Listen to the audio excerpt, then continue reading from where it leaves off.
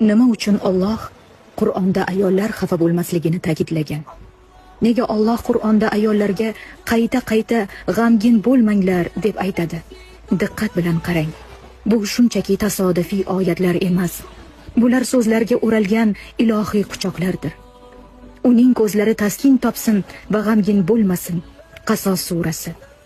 Ularning ko'zlari taskin topsin va g'amgin bo'lmasin. Ahzob surasi. Qo'rqma va g'amgin bo'lma. Qasos surasi. G'amgin bo'lma. Maryam surasi. Yana va yana qayta g'amgin bo'lma, qayg'uga botma, qo'rqma. Ayolning qayg'usi shunchaki his tuyg'u emas. Bu uning ruhini larzaga keltiradigan, sog'ligiga ta'sir qiladigan, tanasini zaiflashtiradigan, uyqusini buzadigan va ba'zan ruhini sindiradigan bo'rondir. Bu g'am uni ko'zlaridagi uchqunni o'chirishi va yuragidagi kuchni olib qo'yishi mumkin. Va Alloh Ar-Rahmondir, u rahimlidir. Mana nima uchun Robbing senga mehr bilan Qur'onda shunday demoqda.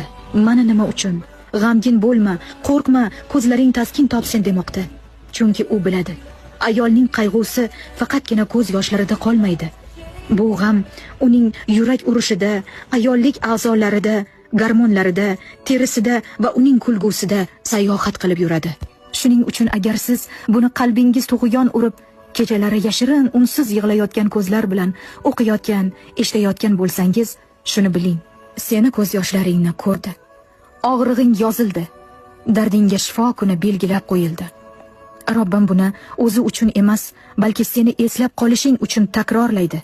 Sen yolg'iz emassan, ayol.